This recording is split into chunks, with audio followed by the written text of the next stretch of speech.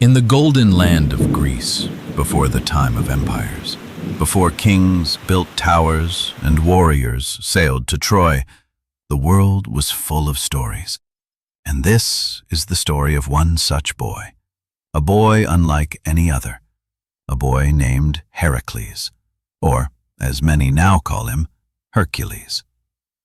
Far from Olympus, in the city of Tyrans, there lived a mortal woman named Alcmene. She was not a goddess. She had no powers. But she had something the gods found irresistible: grace, courage, and beauty. She was married to a nobleman named Amphitryon, a soldier, a man of honor. But one day, Amphitryon left for battle, and while he was away, the sky opened, and a stranger came. It was not Amphitryon who returned to Alcmene's chamber that night. It was Zeus, king of the gods, who had taken a fancy to the mortal queen. And he came in disguise as Alcmene's own husband. He looked like Amphitryon, spoke like him, smiled like him. But he was not. And from that night, 2 sons were conceived. One, the child of a mortal, the other, the son of Zeus himself. On Mount Olympus, the goddess Hera, wife of Zeus, watched everything. She had seen her husband's betrayals before, but this time her tolerance was breached. This time she would not forgive. No, she couldn't hurt the king of the gods. His mortal child would have to do. She would punish the boy for Zeus's transgressions. "Let him grow strong," she said to herself. "Let him feel joy, and then I shall take it all away." She cursed the yet unborn baby with a future of pain. Months passed, and Alcmene gave birth to twin sons. The first, Iphicles, soft, human, the child of Amphitryon. The second, Heracles, powerful, silent, the child of Zeus. Even in the cradle, the difference was clear. Heracles was bigger, stronger. His eyes burned with something deeper. He glowed faintly under the moonlight like a child kissed by lightning. But Hera was watching and waiting. One night, as the moon shone through the window, she sent 2 great serpents to their chamber. The snakes slithered silently across the stone floor toward the cradle. Iphicles screamed in fear, but Heracles reached out. He grabbed one snake in each hand, and with the strength of a god in a baby's body, he crushed them. The palace awoke in chaos. Alcmene burst into the room, expecting horror. What she saw was Heracles, laughing softly, 2 lifeless snakes beside him. Whispers spread through the kingdom. "This boy is touched by Olympus. This boy is not mortal." But with wonder came fear. "What does it mean," they asked, "to raise a child of Zeus?" As Heracles grew, so did the curse. Hera had not failed that first time. She had only begun. For the boy who strangled serpents in the cradle would one day face lions, hydras, and even death itself, and the world would never be the same. This was how the story began. Not with a sword, not with a war, but with a mother, 2 sons, and the curse of a jealous goddess. After the Night of the Serpents, everyone in Tyrannus knew these were no ordinary brothers, born from the same mother, raised in the same palace, but destined for different paths. One was mortal, the other was marked by the gods. This is the story of Heracles and his brother Iphicles. Heracles and Iphicles were raised like twins. They played in the same gardens, sparred with the same trainers, slept in the same stone chamber. They laughed together, fought over toys, tried to outdo each other in races and climbing trees, but by the time they were 10, it was clear. Heracles was changing. He grew faster, taller, stronger than anyone in the palace. By 12, he could lift a cart by himself. By 14, he could break a tree branch thicker than his arm. The servants began to whisper, "He is not one of us. He's a god walking among men." But Iphicles never feared his brother. He admired him. even when Heracles once threw a bronze shield so hard it embedded into a stone wall. Even when he accidentally shattered a training dummy with one blow, Iphicles would just laugh and say, "Try not to break the courtyard next time." Their father, Amphitryon, knew Heracles needed more than swordplay. He needed discipline.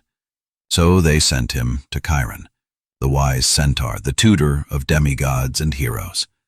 Chiron taught him music, astronomy, healing, and philosophy, but Heracles struggled. He was restless, angry at small things. When the music master Linus corrected him too harshly, Heracles lost control and struck him dead with a lyre. It was the first time Heracles took a life. He was sent away to the hills to calm his temper. Iphicles would visit him in secret, bringing bread and scrolls. He never blamed him, not once. When they were 16, a lion began terrorizing the farmers of Mount Kithaeron. It stole cattle, killed shepherds, left no trace but claw marks. Heracles, with nothing but a wooden club, went to face it alone. He disappeared for days. Iphicles waited, pacing every night by the gate. And then, one morning, Heracles returned, bloody, bruised, tired, but wearing the lion's skin across his shoulders. The king's men gathered in awe. That day, Heracles became a legend. But to Iphicles, he was still just the boy who snored too loud at night. The older they got, the more the world separated them. People bowed when Heracles entered a room. Iphicles, he walked quietly behind. No songs were sung for him, no statues raised. But he never turned bitter. He became a soldier, a father, a quiet protector. He knew something the world didn't. You don't need fame to be brave. One day, an old servant asked Iphicles, "Don't you wish you had your brother's strength?" He smiled and replied, "Strength? No, that's a gift from the gods. But peace, that's a gift you earn." Heracles' name grew, so did his fame. He would soon marry Megara, win wars, bring peace to Thebes. But the story was already changing. Hera had not forgotten him. And though Iphicles would stand beside him, even he could not stop what was coming. Two brothers, one mortal, one divine. Before he was the strongest man in the world, before he fought monsters or earned the name hero, Heracles was just a boy with too much power and no idea how to control it. And so the gods sent him a teacher not to teach him to fight, but to make him wise. His name was Chiron, the centaur who taught heroes. Chiron was unlike any other centaur. Where others chased wine and wildness, Chiron chased knowledge. He had taught the greatest minds in Greece, Achilles, Jason, and now Heracles. When Heracles first arrived at his mountain cave, he was loud, restless, proud. He expected swords and glory. Instead, Chiron handed him a lyre. "Before you learn to break," he said, "you must learn to create." Each day began before dawn.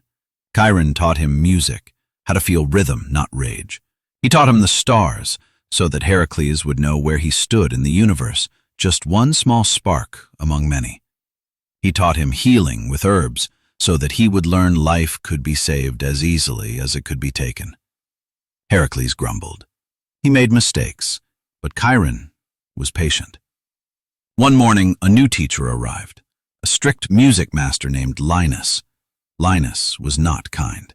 He mocked Heracles' clumsy fingers, called him brute, laughed when he failed.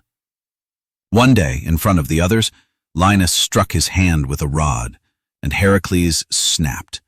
In one motion, he swung the lyre and struck Linus down. The room went silent.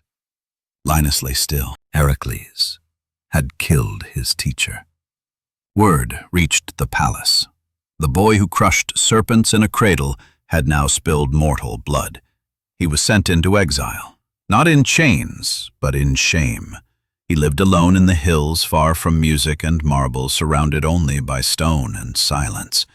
And there, something strange happened. He changed. In the mountains, Heracles met the raw world. No temples, no tutors, only storms, beasts, and the sound of his own thoughts. He wrestled bears, climbed cliffs, lived like a creature of the land. But something deeper grew: humility. When a lion attacked a farmer's herd, Heracles tracked it for 3 days. He didn't kill it in rage. He waited, watched, struck only when he had to. He skinned the beast and wore it as a cloak, not of pride, but protection. It would become his symbol. When he returned to the city, he was different, quieter, wiser, still strong, but no longer reckless. The king of Thebes saw this change. So did Iphicles, who embraced his brother like no time had passed. That day, Heracles wasn't just a boy with power. He was a man with purpose. Chiron once said, "There are 2 kinds of strength, Heracles, the kind that lifts stone and the kind that resists the urge to throw it." Heracles would need both, because soon he would be tested like no mortal ever had, and the world would never forget his name. Before the labors, before the fame, he was just a student, learning that true power begins with control. Before the 12 labors, before the name Heracles echoed across the world, there was a hill, a lion, and a young man with a club. This was the day Heracles spilled first blood, not in war, not in madness, but in the defense of a people who had lost all hope. This was the beginning. Far from Thebes, near the slopes of Mount Cithaeron, a lion, unlike any other, stalked the land. It was huge, larger than a bull, with claws like blades and fur so thick that no spear could pierce it.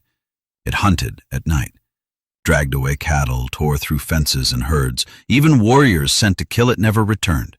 The people were terrified, and King Thespius, ruler of the nearby city of Thespiae, was desperate. One evening, a stranger walked into the king's hall. He wore no armor, carried no sword, only a wooden club carved from an olive tree. He was young, barely a man, but taller and broader than any soldier. His eyes were calm, his face was focused. It was Heracles. Thespius offered him riches, armor, even his daughters in marriage, if he could kill the lion. But Heracles asked for only one thing: "Tell me where it sleeps." For days he tracked it. He followed paw prints in the mud, scraps of fur in the trees, blood trails that vanished into fog. He waited at night without fire, slept on stones, ate nothing but roots and berries, and then, at dawn, he found it. It was resting atop a rocky hill, its chest rising and falling with slow, monstrous breaths. Heracles didn't hesitate. He ran straight at it. The lion leapt with a roar, jaws wide. Heracles swung his club. It shattered against the lion's skull. Still the beast came. They wrestled, man and monster, claw and fist, until finally with bare hands Heracles wrapped his arms around the lion's neck and strangled it. The ground was soaked in sweat and blood. And then, silence. Heracles dragged the lion's body back to Thespia. The people gasped. The king fell to his knees. That night, fires were lit, songs were sung, and the name Heracles spread like lightning through the valleys. He skinned the beast and wore its hide as a cloak. Its skull became his helmet, its claws his trophies. No armor forged by men could match the hide of the lion Heracles had killed with his own hands. When he returned home, the king of Thebes, Cretan, was under siege. A tribe called the Minions demanded tribute and gold. No army dared face them. But Heracles did not wait for an army. He charged alone. With only his club and lion cloak, he struck fear into the Minion ranks. He broke their lines. He freed the city. To thank him, King Cretan offered Heracles something no blade or crown could match: marriage to his daughter, Megara. She was kind, wise, and beautiful, and for the first time, Heracles found peace. He was no longer just a warrior.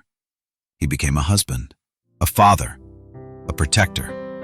For a few golden years, he knew happiness. But the gods do not forget, and Hera was still watching. There are many ways a hero can fall: by sword, by poison, by betrayal. But Heracles fell in the worst way of all: by his own hands. This is the story of how the strongest man alive lost the people he loved most because of a goddess's grudge. After the battle with the minions, Heracles became a hero not just in name, but in peace. He married Megara, the princess of Thebes. They built a home. They had children, 2 sons, and then a third. Each morning, Heracles would lift them onto his shoulders and run across the palace courtyard. He carved toys for them from olive wood. He told them stories of monsters and heroes, never saying that he was one of them. At night, he sang to Megara. He who once could not bear music now hummed lullabies. For a time, the lion had become a lamb, but far above, in the clouds of Olympus, Hera still watched. She had waited patiently, waited while Heracles tasted joy, waited while he smiled. Because Hera did not want to strike his body. She wanted to break his soul. It began slowly, whispers in his sleep, dreams of war, visions of shadows moving in the corners of the room. Then, the sounds came during the day. He began seeing faces in the sunlight, enemies, he thought, invaders, monsters. He gripped his club even at dinner. He stared at his own children as if trying to remember who they were. Then, one night, the madness consumed him. He heard screaming. He saw fire. He thought the palace was under attack. He ran through the halls, saw shapes moving in the shadows. He swung his club again and again. When the fog lifted, the shapes were still, and they were his wife, his sons, his joy, gone. The people of Thebes found Heracles kneeling in blood, his club on the ground, his hands trembling. He said nothing. He didn't cry. He didn't scream. He simply walked out of the city. No armor, no cloak, just shame. Heracles wandered the land alone, silent. Finally, he came to the oracle of Delphi, the sacred voice of Apollo. There, he begged for punishment. "What must I do," he said, "to be clean again?" And the voice answered, "You must serve, not a god, not a king, but a man who fears you. You will complete 12 labors, and through suffering, you will earn peace." The oracle sent him to King Eurystheus of Tiryns, the petty, jealous ruler, one who had once hidden in a jar out of fear of Heracles. Now, he would be master over him. Heracles did not protest. He did not flinch. He bowed his head. Because nothing the world could do to him would be worse than what he had already done. Thus began the true story of Heracles. Not a story of strength, but of sorrow, of redemption, of a man trying to outrun the past, one labor at a time. When Heracles lost his family, he didn't run from the gods. He went to them. He walked barefoot for miles, clothed in rags, covered in dust. He reached the sacred temple of Delphi, home to the oracle of Apollo, the voice of the sun god himself. There, surrounded by flames and smoke, he asked a single question. What must I do to cleanse my soul? The priestess, her voice trembling with divine power, replied, You must suffer, you must serve, not as a king, but as a servant, not for a year, but for 12 trials. And only then, Heracles, shall you be free of your burden.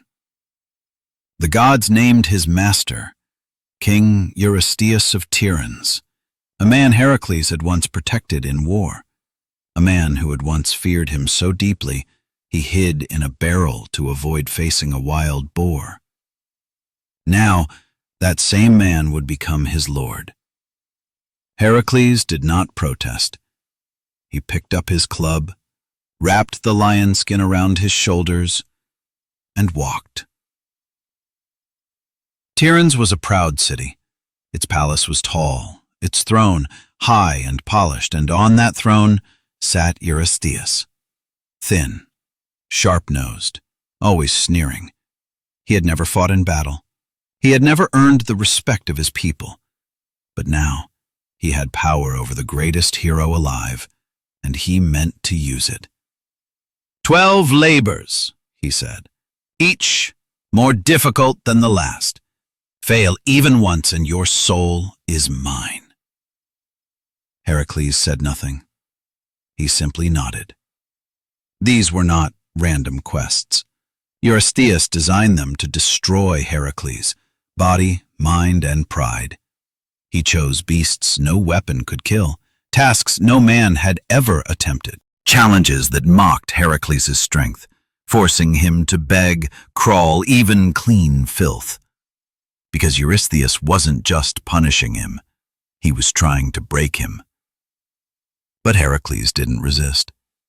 He knew something Eurystheus never would, that punishment is not weakness, that service is not shame, that when you lose everything, you must start again from the bottom, even if that means serving a coward, even if that means bearing a lion's strength under a servant's yoke.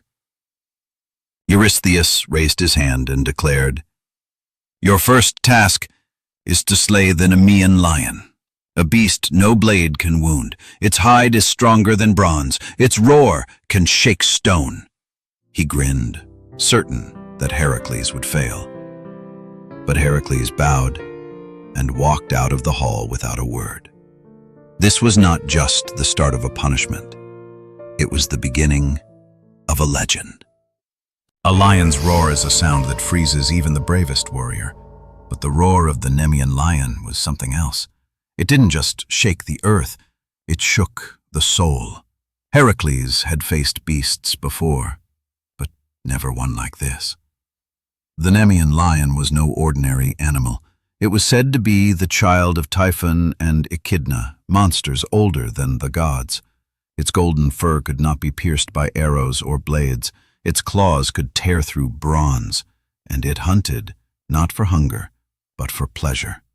Entire villages had been emptied. Warriors sent to kill it were never seen again.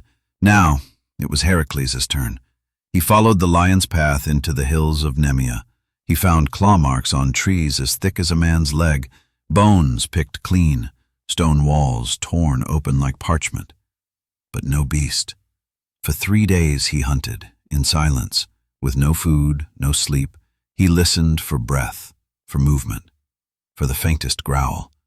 And then, deep in a gorge, he found the lair.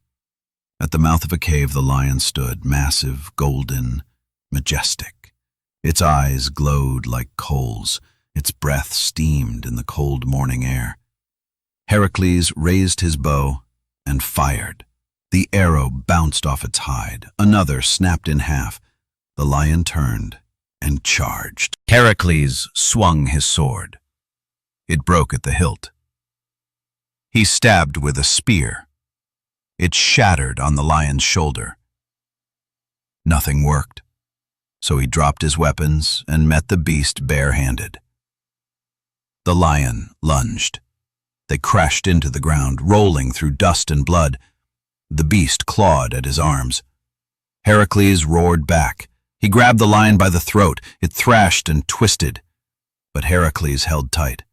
He drove his knee into its chest and, with the strength of a god, choked it to death. The ground shook once, and then silence. Heracles tried to skin the lion, but no knife could cut it, until he had an idea. He used the lion's own claws. He sliced through the hide, wrapped it around his shoulders. Its head became his helmet. This wasn't just a trophy. It was armor made by the gods and earned by a mortal. He carried the body back to Tiryns on his shoulders. The people stared in awe. Even Eurystheus was shaken. He refused to see Heracles face to face again. From then on, he issued orders from behind a wall or through messengers. He feared him. Because Heracles had not only completed the first labor, he had done it with nothing but his hands. The labors had begun, and the world would never be the same. The second labor was no hunt. It was a descent into darkness. For this beast did not live in the forests. It slithered in the depths of a cursed swamp. Its name was whispered by fishermen, feared by children. The creature of Lerna, the Hydra. The marshes of Lerna were ancient, said to be a gateway to the underworld itself, and there, hidden among reeds and rot, lived the Hydra, a serpent born of Echidna, the mother of monsters, and Typhon, whose breath could melt mountains. The Hydra had 9 heads. Its breath was poison, its blood venom, and worst of all, cut off one head, and 2 more would grow in its place. Heracles arrived with fire in his eyes and a sword on his back, but even he hesitated at the edge of the bog. The air burned his throat, the trees were silent, and beneath the water, something moved. With each step, the mud tried to pull him under, but he pressed forward. Suddenly, a hiss split the air. From the black water rose a nightmare, 9 long necks twisting and striking like snakes from the sky, eyes glowing, fangs dripping with venom. Heracles drew his sword and swung. 1 head fell, but then 2 grew back in its place. Again and again he struck, and each time more heads came. The Hydra coiled around him, trying to pull him down. He was trapped. But Heracles was not alone. From the edge of the swamp, his nephew Iolaus stood watching. Young, clever, brave. He shouted, "Burn the necks before they grow!" Heracles nodded, and so they fought together. Heracles chopped, Iolaus burned. 1 head, then another, until only 1 remained. The final head was different. No fire could burn it, no blade could sever it. So Heracles did the unthinkable. He crushed it beneath a boulder, burying it deep in the earth. There it would sleep forever. He dipped his arrows into the Hydra's blood. They smoked and hissed. Now every arrow was poisoned. Not even gods could ignore such a weapon. But this too would come with a price. For poison can kill enemies, but it can also kill memories, lovers, and peace. When he returned to Eurystheus, the king sneered. "You had help," he said. "This labor does not count." Heracles didn't argue. He simply turned and walked away, because it didn't matter what Eurystheus said. The world now knew Heracles had slain the Hydra, and still, he was just getting started.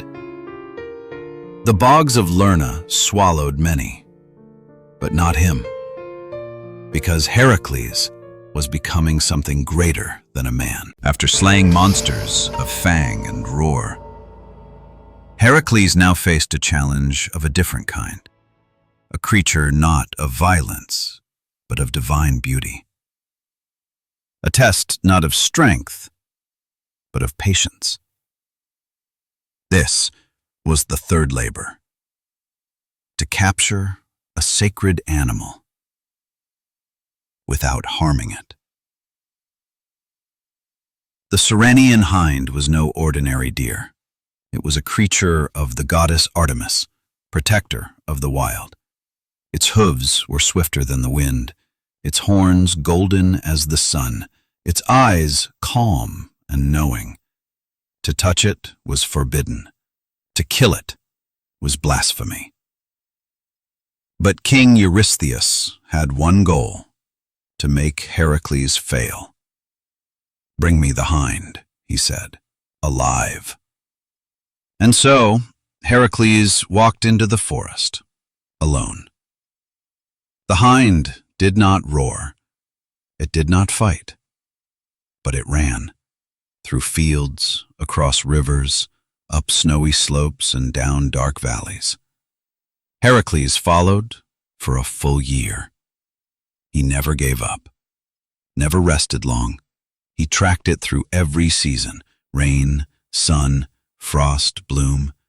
He did not chase it with rage, but with respect. Each time he drew close, it would vanish into the mist. One morning, at the edge of the Artemision forest, Heracles saw the hind drinking from a silver stream. He crept quietly, step by step, breath held, and then he loosed an arrow.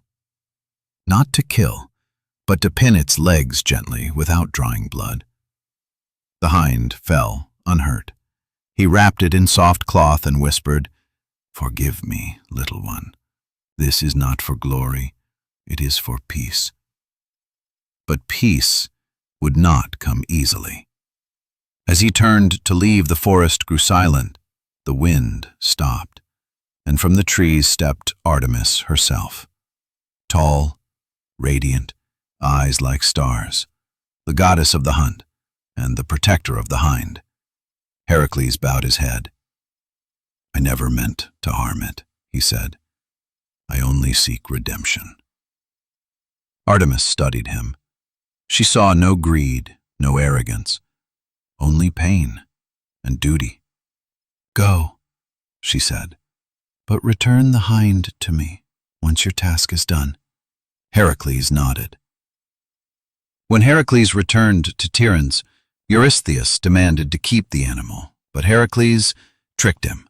He told the king to come and take it himself. As Eurystheus stepped forward, Heracles let the hind go. It darted into the woods, vanishing in a blur of gold and light. "I completed the task," Heracles said, "but it was never yours to claim." This labor had no blood, no fire, no screams, but in some ways, it was harder.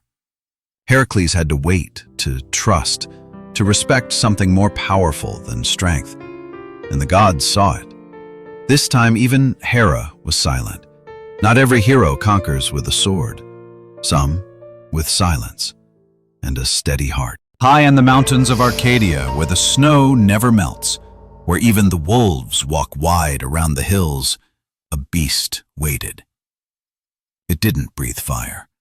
It didn't bite with poison, but it charged like a storm. It destroyed trees, trampled fields, and tossed men like leaves. They called it the Erymanthian Boar.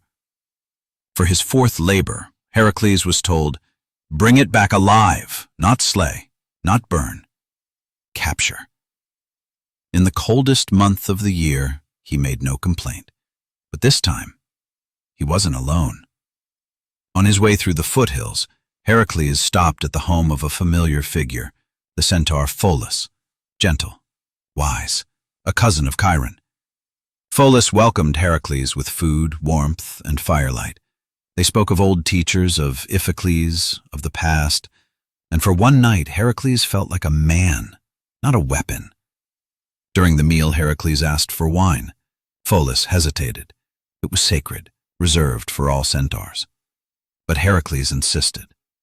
When the jar was opened, the scent carried on the wind, and other centaurs came, angry, furious. They stormed the hill in rage. Heracles tried to calm them, but they attacked.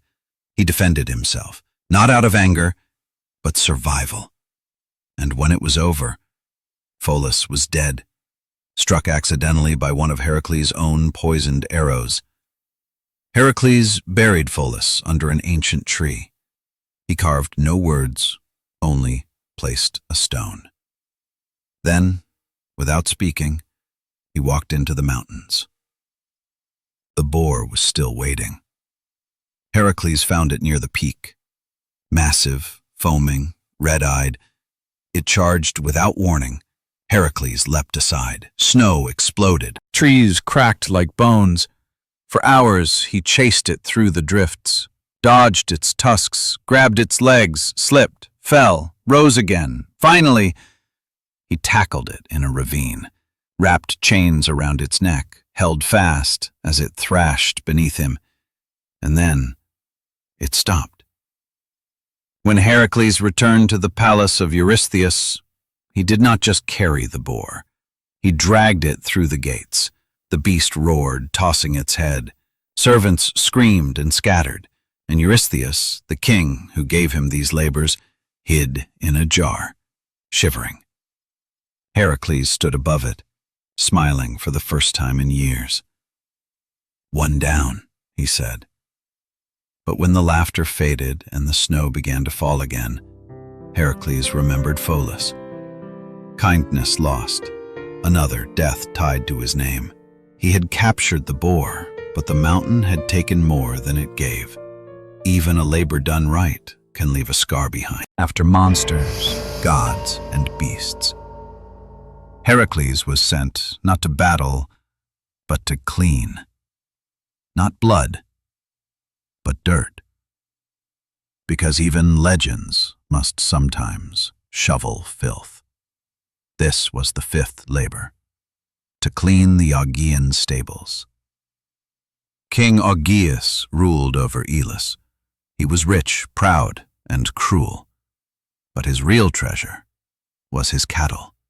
Thousands of them, sacred, blessed, and immortal. They had not been moved or cleaned in 30 years. The stables were mountains of waste, rotting, reeking, disgusting. No man could stand near it for more than minutes, which is exactly why Eurystheus chose it.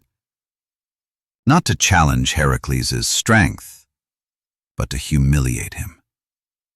Heracles arrived not as a hero, but as a laborer. He met King Augeas and made a bold offer. "If I clean your stables in a single day, will you pay me 1/10 of your cattle?" Augeas laughed. "Clean it in a day? If you do, take them all." The king agreed, thinking it was a joke. Heracles simply nodded. At dawn, Heracles entered the stables. He looked at the shovels. He looked at the walls. Then he looked beyond them at the land itself. And he saw 2 rivers nearby, the Alpheus and the Peneus. He grabbed a pickaxe and he began to dig. He broke the stone walls of the stables. He carved trenches from the rivers into the filth, and with a mighty shove he diverted the flow. The water rushed in. It crashed through the muck, tore through the stench, washed years of waste out to the fields. By sunset, the stables sparkled. Not a single shovel lifted, but the job was done. Augeas, humiliated, refused to pay. He claimed Heracles had used trickery, that no man could be rewarded for using nature, and so he broke his word. Heracles said nothing, but years later, he would return to Elis for justice. When Heracles returned, Eurystheus scoffed. "You were paid, it doesn't count." "You used rivers, it doesn't count."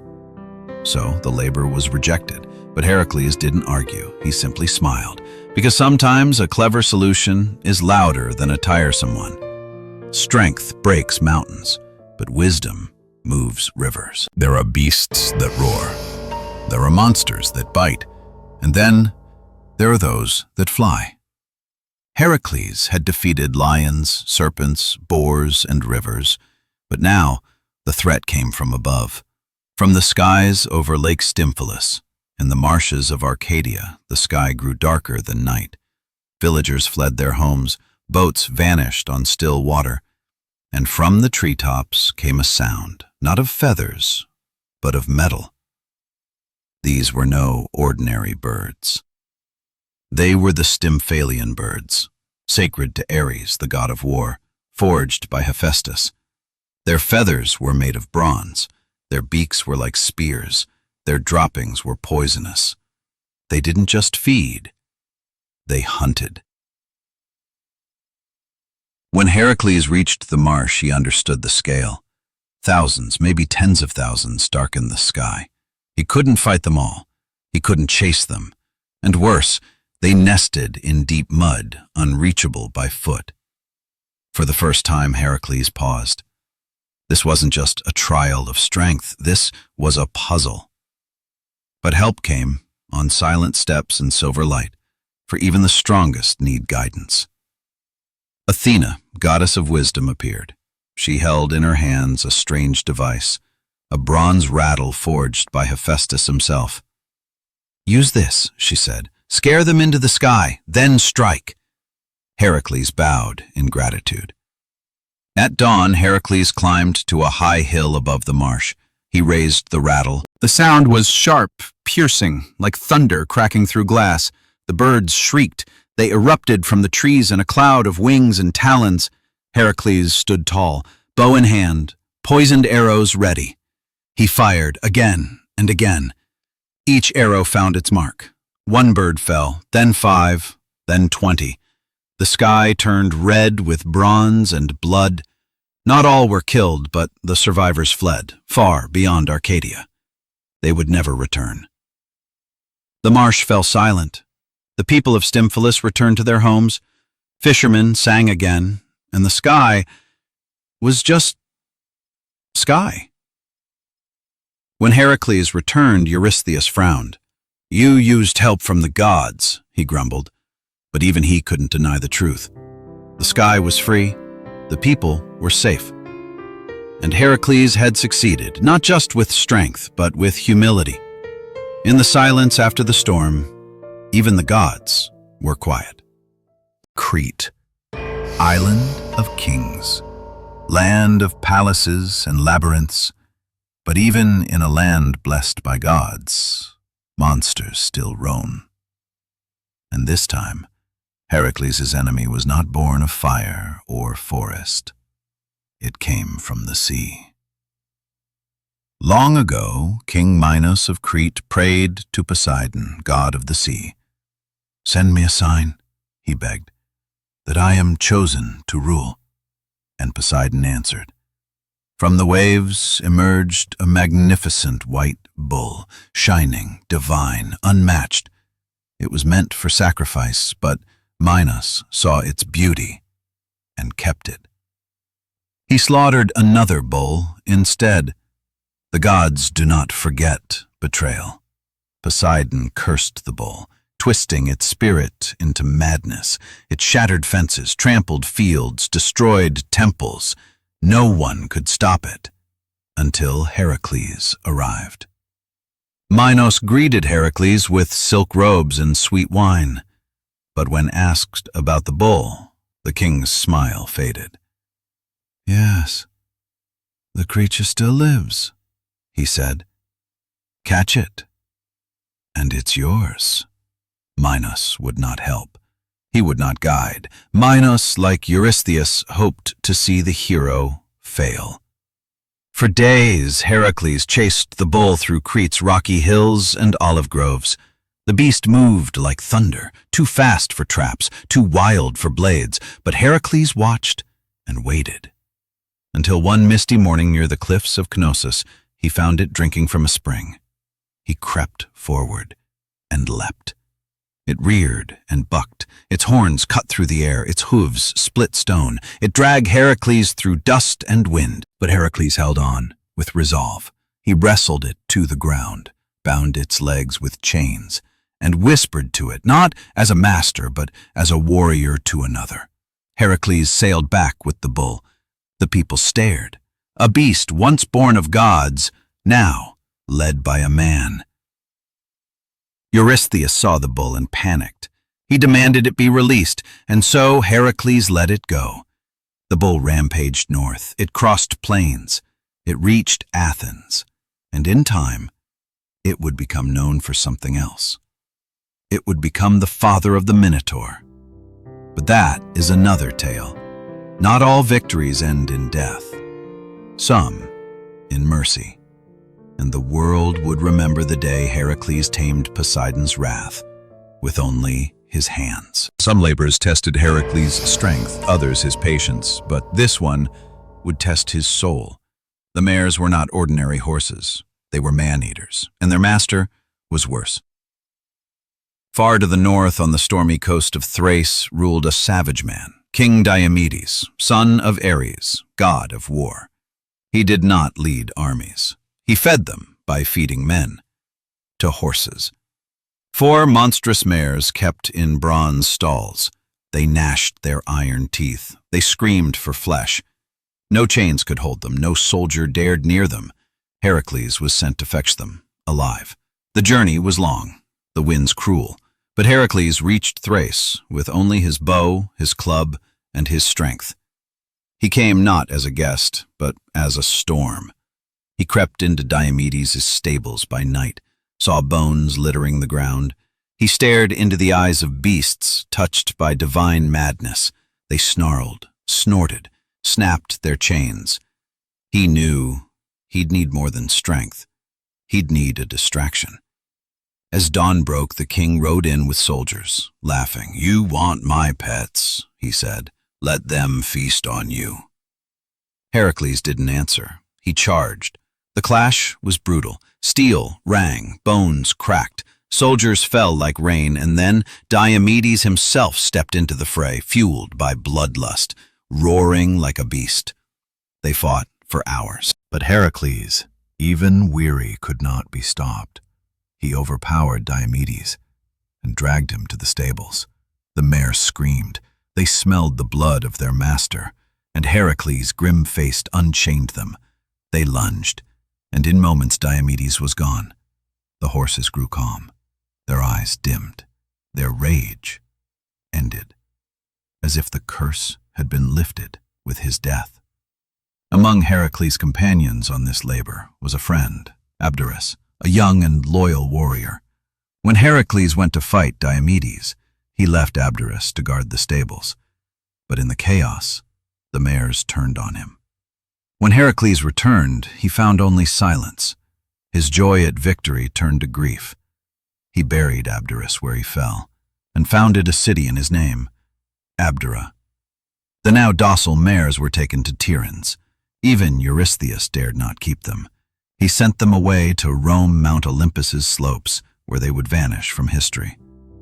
But Heracles would not forget. He had expelled the evil from those mares. But not every victory is without loss. He had tamed the wild, but some labors leave behind more than scars. They leave ghosts. Heracles had faced monsters, beasts, and tyrants, but now he was asked to steal a gift. Not from a villain, not from a beast, but from a queen. And not just any queen. The greatest warrior woman the world had ever known. Hippolyta, Queen of the Amazons. King Eurystheus made his demand clear. "Bring me the belt of Hippolyta, the one Ares, god of war, gave her." It was no ordinary ornament. It was a symbol of leadership, power, and divine favor, and Eurystheus wanted it for his daughter. Heracles gathered a crew and set sail eastward. They passed rocky islands, battled sudden storms, even fought sea raiders on the way, until finally they reached the shores of Themyscira, land of the Amazons. Fierce women, trained from childhood. Archers, riders, warriors. But Heracles did not come with a sword drawn. He came with words. Hippolyta rode to meet him, golden belt shining at her waist, eyes like sharpened bronze. Calm, curious. She listened as Heracles explained. He did not lie, nor threaten. "I ask it not for conquest," he said, "but as part of my atonement." To everyone's surprise, Hippolyta agreed. She admired his honesty. She respected his journey. "Take it," she said, "with honor." But peace is fragile. Far above on Mount Olympus, Hera watched. She saw Heracles winning through diplomacy, and she could not allow it. So she disguised herself as an Amazon and spread a lie. Heracles has come to steal the queen, to enslave our sisters. Panic spread. War cries rose. Swords were drawn. The Amazons attacked. Heracles was caught between diplomacy and defense. He tried to stop the bloodshed, but his men were surrounded. The Amazons, fierce and proud, came like a storm. Blades clashed, shields splintered, and in the chaos, Hippolyta was struck down. Not by Heracles, but by a warrior trying to protect her. With grief in his heart, Heracles lifted her body. He took the belt, stained now with the cost of war, and left the shores in silence. Eurystheus took the belt with glee. He cared nothing for the blood behind it, but Heracles remembered. He had wanted peace. But once again, the gods had chosen war. There is a place where the sea ends, where the sky touches flame, where no man walks, because no man returns. And that is where Heracles was sent next, to the edge of the world, to take the cattle of Geryon. The herd was sacred, cattle with red gold hides that shimmered like firelight. They belonged to Geryon, a giant unlike any other. He had 3 bodies, 3 heads, 3 hearts, and he ruled the island of Erythea beyond the farthest western ocean. Guarding the herd were Orthrus, a 2-headed hound born of monsters, and Eurytion, a fierce herdsman with iron spears and a cruel smile. Heracles journeyed across deserts, rivers, and windswept plains. The sun beat down. Water grew scarce. At one point, Helios, the sun god himself, watched Heracles rage against the heat. Amused, Helios offered him a gift, a golden cup shaped like a boat, which sailed the heavens. With it, Heracles crossed the great western sea. He arrived at Erythea, and death awaited him. The first to strike was Orthrus, the 2-headed dog. It lunged with both jaws, but Heracles crushed it with a single swing of his club. Eurytion rushed next, sharp, fast, merciless. But Heracles' arrow, dipped in Hydra's blood, struck true. The herds were unguarded, but the master had yet to appear. From the cliffs above came the sound of 3 roars.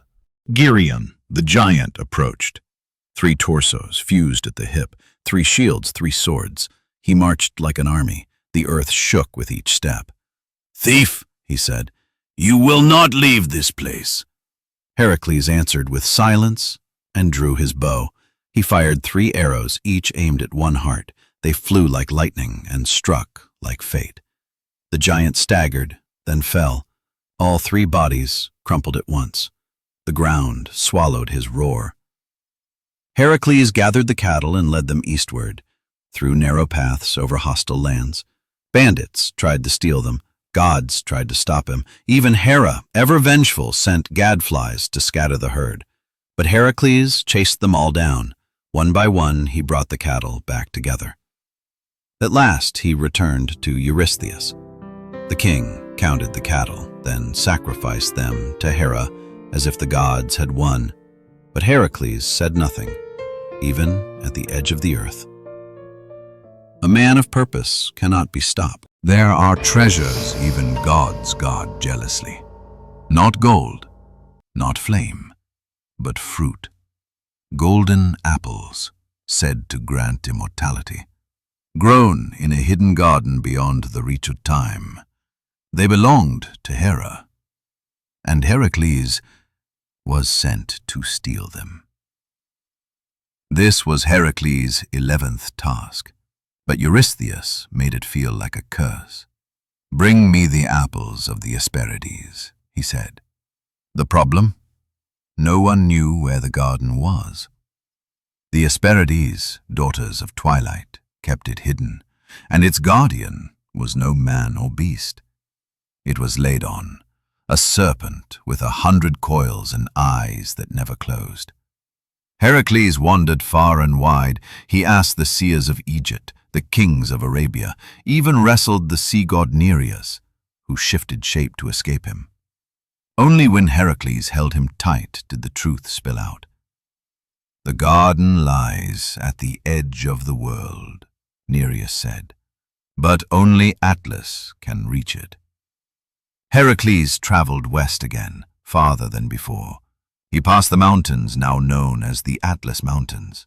There, beneath the weight of the heavens, stood Atlas, a titan, cursed to bear the sky for eternity, massive, eternal, unmoving. Heracles offered him a bargain. "Fetch the apples, and I shall hold the heavens in your place." Atlas, longing to move, to breathe, to be free, agreed. For the first time in ages, he stepped away. And Heracles lifted the sky. The weight was unimaginable. It crushed his bones, bent his knees, made the world feel like a dream. But Heracles endured, because even the stars could not break him. Atlas returned with the apples, glowing, perfect, untouched. But he had changed. He looked up, free for the first time in eternity. "I'll deliver them to Eurystheus myself," he said. "You keep holding the sky." A trick, but Heracles was ready. "Of course," he said, "but just help me adjust my cloak before you go."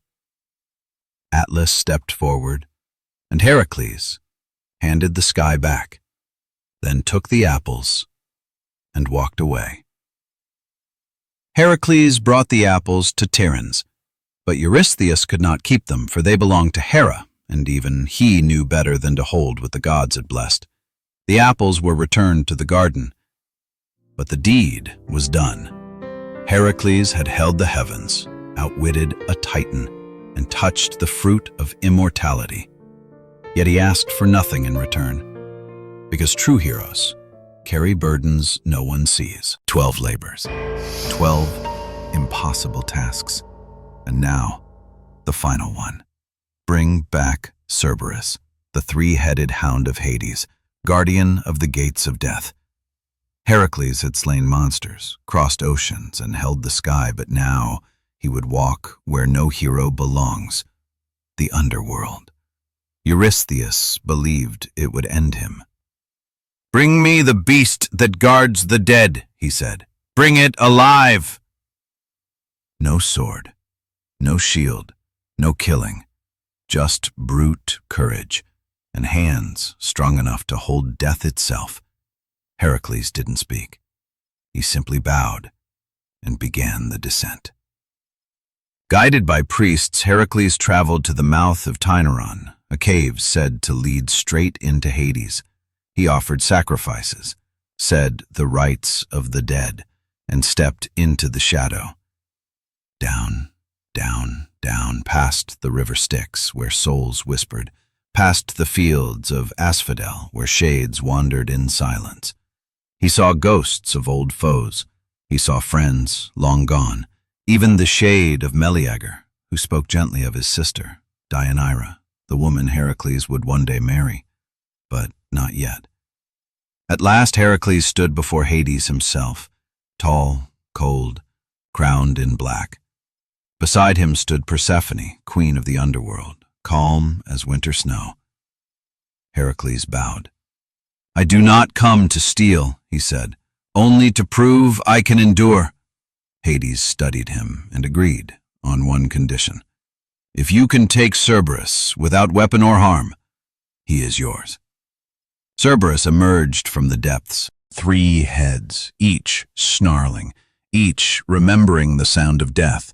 Its tail writhed like a serpent. Its breath smelled of ash. Heracles stepped forward. No sword, no trick, only strength. The beast lunged. Teeth snapped, claws tore the stone.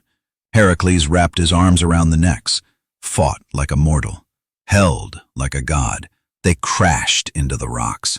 One head bit his shoulder, another struck his ribs, but Heracles held on until the beast yielded, not out of fear, but respect. Heracles led Cerberus out of the underworld. The world blinked. Men ran. Even Eurystheus, the king who ordered it, hid behind his walls. Cerberus growled once. Then Heracles returned him to Hades, unharmed. The final labor was complete. Not all heroes conquer with war. Some walk through death and come back whole. There are loves that burn bright and fade, and there are those that blaze so hot they consume the world around them. Before his fall, before Iole, before poison and pyres, Heracles found love. Not lust, not conquest, but something close to peace. Her name was Deianira. Deianira was the daughter of Oeneus, king of Calydon, graceful, strong, and wise beyond her years, but she was not free to marry whom she chose, for another sought her hand, Achelous, god of the river. Achelous was no man. He was the river itself. Shifting, violent, serpentine, he could take the form of a man, a bull, or a coiling beast of flood and silt. Heracles arrived to challenge him. "The river flows," Achelous sneered, "and even the strongest stone is ground down in time." But Heracles did not answer with words. He waded into the water and grappled a god. They clashed like titans. Achelous twisted into a serpent. Heracles held firm. The god became a raging bull. Heracles seized his horns and snapped one clean off. That horn became a cornucopia, a symbol of bounty and peace, and Achelous, beaten and broken, returned to his stream. Deianira was his. For a time, Heracles knew stillness. He and Deianira married. She bore him children. They wandered to Tiryns, then Trachis, seeking refuge from war. Heracles built no empire. He did not seek new labors. He lived like a man. And for a moment he forgot the weight of his birth. But peace was never his to keep. One day as they traveled together, they came to the swift river Evenus. There they met a centaur, Nessus. Strong, cunning, and eager to help, Nessus offered to carry Deianira across the waters on his back. Heracles agreed. And as the centaur crossed with her, Heracles waded behind, slowly. But halfway across, Nessus's nature turned cruel. He attempted to abduct Deianira, to carry her off by force. She screamed. Heracles, on the far bank, drew his bow. With one arrow, he pierced the centaur's chest. The arrow dipped in the Hydra's blood. Nessus, dying, laughed. "Take my blood," he whispered to Deianira, "and should your husband ever stray, it will bind his heart to you forever."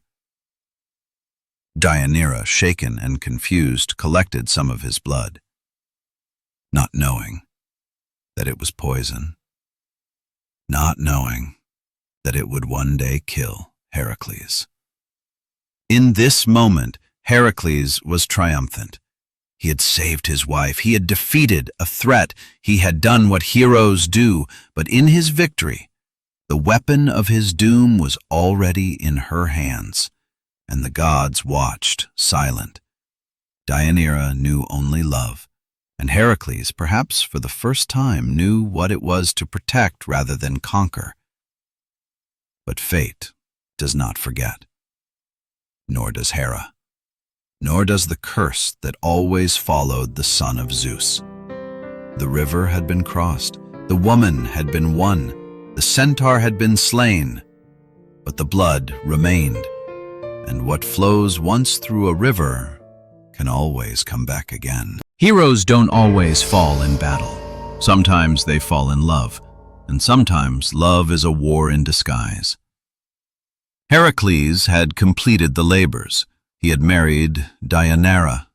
He had tried to live as a husband and father, but the fire in his blood never stayed quiet.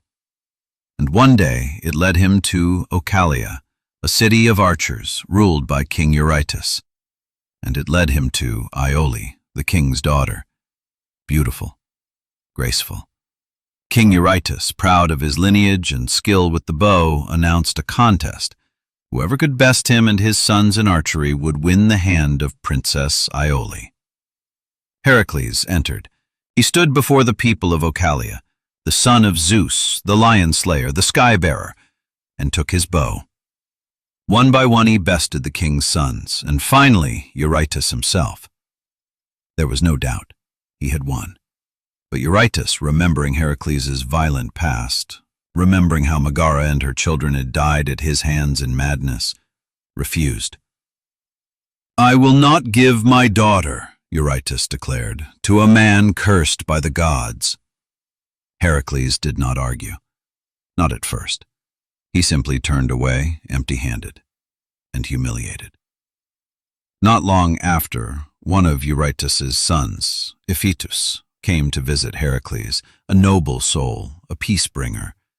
He sought to speak of understanding, to ask about stolen horses, to rebuild trust. Heracles received him with warmth, but something inside him broke. A shadow of madness passed through his mind, the same one Hera had unleashed long ago, and in that moment of madness, Heracles seized Iphitus and threw him from the walls of Tiryns. The young prince died with no sword drawn, and Heracles, waking from his fury, was once again stained. A murderer. No trial could cleanse him, no prayer could forgive him. Racked with guilt, Heracles turned to the oracle at Delphi. But the gods turned away. The priestess refused to speak to him, and Heracles, furious, demanded answers. He even tried to steal the oracle's sacred tripod, threatening to form his own oracle. It was only after divine intervention, Apollo himself confronting him, that the gods relented. His punishment would be unlike anything before. "You will not fight monsters," the oracle said. "You will not seek glory. You will serve. You will obey. You will be sold as a slave and learn humility." But before that fate unfolded, Heracles made one final march. He returned to Oechalia, no longer for marriage, but for vengeance. The sky turned black. Heracles stormed the city of Oechalia, club in hand, arrows flying like thunder. He slaughtered the king's sons. He razed the walls. He found Eurytus and killed him without hesitation. At the end, he stood in the ashes of a kingdom and found Iole, untouched, unharmed, and grieving. He took her, not as a prize, but as a conqueror's claim. Some say she went with him silently. Others say she wept the whole journey. But Heracles, now burdened with blood, vengeance, and sorrow, would carry Iole back with him. And the moment Deianira would hear of this, the tragedy would begin again. The gods gave him strength, but they never gave him peace. And when a hero becomes a storm, even love becomes a battlefield. In every myth, there is a turning point, a moment when the unstoppable must stop, when the mighty must kneel. For Heracles, that moment was not on a battlefield, nor in the jaws of a beast, but in the quiet hall of a queen. Her name was Omphale, and her throne would become Heracles' penance. Heracles had spilled innocent blood. He had killed Iphitus, a prince, not in war, but in madness. Though his intentions may have been clouded, the gods saw guilt. When Heracles sought the oracle at Delphi, the priestess turned him away, and Heracles, overwhelmed by shame and fury, seized the sacred tripod, threatening to form his own oracle. Lightning split the skies. Apollo himself descended, and Heracles, face to face with a god, was forced to listen. "You seek justice," said the voice of Delphi. "Then you shall have it. You will serve not the gods, not a king, but a mortal woman. You will be sold as a slave, and in her hands your pride will be unmade." In the golden city of Sardis, far to the east, ruled Queen Omphale, wise, wealthy, and calm as stone. When Heracles was brought before her, she did not tremble. She did not kneel. She simply bought him, like silk or salt. For 1 year, the strongest man in the world would serve her. Heracles' lion skin cloak was folded and taken, his club placed on a wall, no longer a weapon. In its place, fine robes, delicate threads, a spindle. The man who crushed giants now spun wool at the feet of a queen. Some stories say she dressed in his lion skin, that she made him wear her jewelry, that they laughed together, that she made him hers in every way. But whether truth or tale, this much is certain, Heracles obeyed. He cleaned, he wove, he sat with the women of the palace and did the work of quiet hands. There was no battle to win, no creature to strike, only silence and perhaps peace. Heracles came to respect Omphale. Some say he loved her. Others say she changed him, not through power, but through presence. She never raised her voice, never tested his strength, but she taught him something no monster ever had: submission without shame, service without defeat. After the year had passed, Heracles was released. He took back his club, his cloak, his bow, but something inside him had changed. He no longer walked with the same fury. There was a quietness behind his eyes. A man who had seen his own shadow and dared not look away. He left Lydia a free man, but he would never forget the queen, nor the lesson she gave him. The labors had broken his body, the battles had tested his will, but it was a queen with soft hands who unraveled his pride and wove him anew. The gods gave Heracles strength, the monsters gave him glory, the world gave him love. But in the end, it was a gift, born of love, that destroyed him, and the fire that consumed his body would lift him to the stars. After his year of servitude in Lydia, Heracles returned. With him came a woman, Iole, the princess of Ocalia. He did not hide her. He brought her to Trachis, where his wife Deianira waited. The people whispered. The servants avoided her eyes. And Deianira, she saw what none would say, that Heracles, her husband, the father of her children, had returned not as a partner, but as a man divided. Heracles spoke little. He smiled at Iole, and Deianira's heart trembled. Years ago, at the river Evenus, Deianira had gathered a small vial of centaur's blood. Nessus, dying, had whispered, "Use this, if your husband's heart ever strays. It will bind him to you forever." Now, desperate to save her love, to bring him back to her, she remembered the vial. She soaked a robe in the blood and sent it to Heracles. Not with malice, but with hope. She believed she was saving her marriage. She had no idea that the blood was not a charm, but a curse. Heracles put on the robe, and the pain began immediately.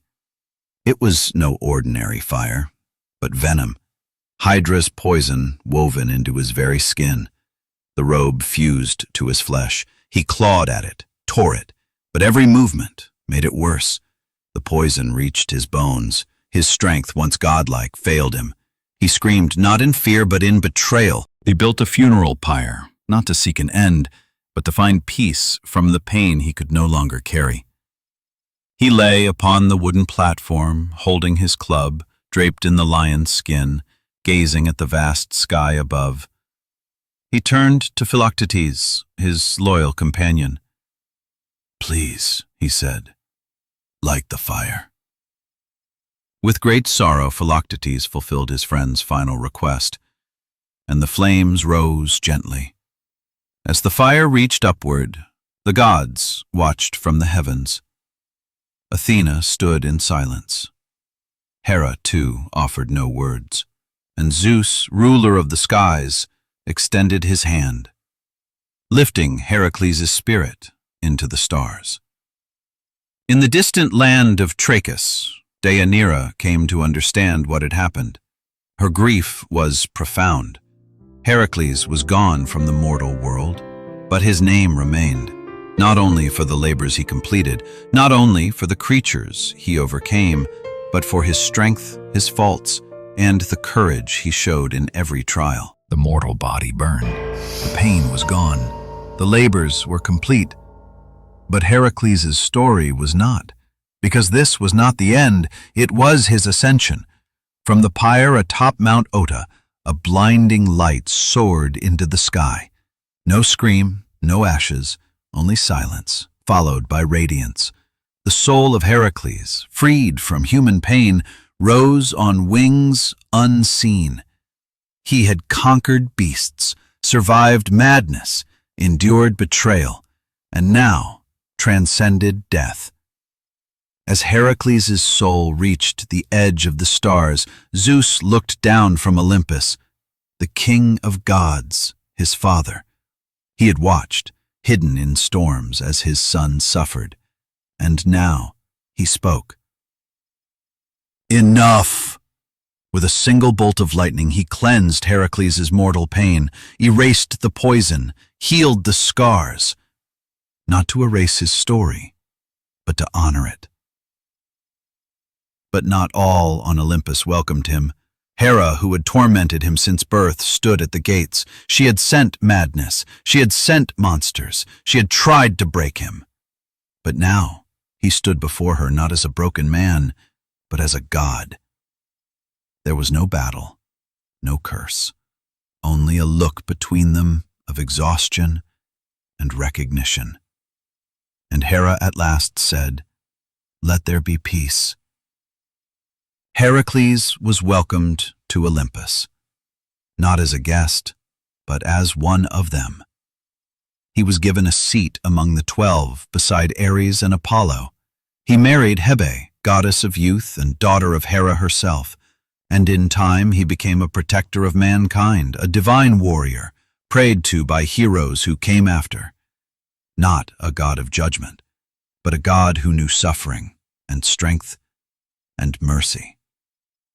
Temples were built in his name. Olympic Games were held in his honor. He became a symbol not just of power, but of perseverance, a reminder that pain can forge greatness, that even in madness we can choose meaning, and that no curse lasts forever. Born immortal, tested by gods, and remembered forever. Heracles, the god made man, the man made God. Apart from the stories we told, there are many we did not. To record the life of a legend like Heracles in a single video is impossible. Heracles had faced monsters, gods, kings, and even death itself. But his story did not end at the flames of Mount Oeta. It only scattered into 1,000 smaller legends. From the shores of Libya to the forests of Italy, from the frozen steppes to the burning sands, Heracles walked on, and the world remembered. He slew the robber Cerberus, who shattered skulls with his own head. He defeated the Betrayals, fierce mountain people, and gifted their land to a young prince of Mysia. He crushed King Busiris of Egypt, who dared to sacrifice travelers to end a drought, until Heracles turned priest into prey. He humbled the wicked kings Amintor and Erymanthian, who denied him hospitality. In Sicily, he faced the brutal boxer Heracles and won with the strength of a god and the skill of a trained fighter. In Arabia, Greece, Lydia, and Libya, he toppled tyrants and built cities. In Italy, he visited King Evander, planting stories that would one day inspire the Romans to claim him as their own. He founded Tarentum. He sent his sons to Sardinia, seeding a new people. He even defeated the fire-breathing thief Cacus, who had stolen his cattle and hidden in the hills. Among the Scythians, Heracles encountered a half-woman, half-snake creature who stole his horses and bore his sons, founding a nomadic nation. Wherever he went, He left behind legend. Not all tales were battles. Heracles once visited Admetus, unaware that the king's wife Alcestis had just died in his place. Shamed by his laughter during their grief, Heracles descended to the grave and fought death itself to bring her back. He wept for Hylas, his beloved companion, taken by water nymphs and never returned. He competed in song and harvesting, in drinking and boxing, and even once lost a wine contest to Dionysus, laughing as he joined the gods' wild revelers. When the Gigantomachy shook the skies, Heracles fought beside the gods.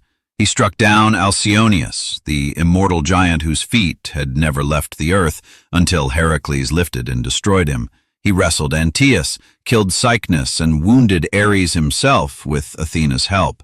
He faced Scylla, the sea monster, fought Laertes, the cruel reaper of men, and killed Periclymenus, the shapeshifter at Pylos.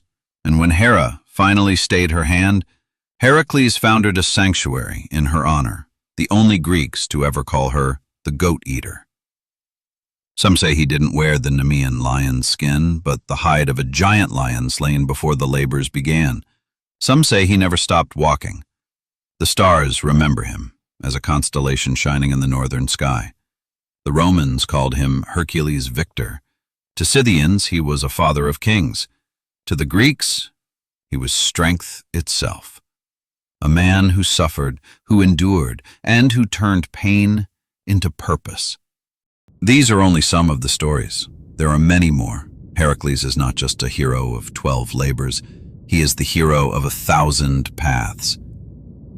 If you want to hear more of these forgotten tales of love, war, giants, gods, and the man who stood between them, tell us in the comments below. Which Heracles story would you like to hear next? He was born of a god and a mortal woman. Named Alcaeus, but known forever as Heracles, the glory of Hera. He did not choose his fate. He was hunted from birth, driven to madness, and tasked with impossible labors. He completed them all. And yet, the labors were not his greatest achievement. Heracles was not perfect. He was brutal, impetuous, often lost in rage and desire. He killed innocents. He betrayed trust. He fell again and again. But each time, he rose. Because the world does not love perfect heroes. It loves those who fall and fight to rise. Heracles is not worshipped because he was flawless. He is remembered because he was human and still reached the divine. In ancient Greece, he was a protector of gymnasiums, wrestlers, soldiers. In Rome, he became Hercules, a symbol of military might and moral endurance. His name echoed in poems, mosaics, plays, and temples. Philosophers admired his endurance. Kings claimed his bloodline. Even in far-off lands, in lost tribes and distant cities, the tale of the lion slayer who burned on a pyre was remembered. Today, Heracles lives on in art, film, literature, and even stars. We retell his labors not because of the monsters, but because of the man. Because somewhere in all of us, there is a Hydra that keeps rising, a burden we must carry, a river to cross. And when we face it, we remember. There once lived a man who faced them all, and when he burned, he rose. Heracles is not just a figure of the past. He is a mirror of power and pain, of guilt and glory, of the fragile thread that ties humanity to the divine. And as long as there are stories, he will live, not just in the stars, but in us.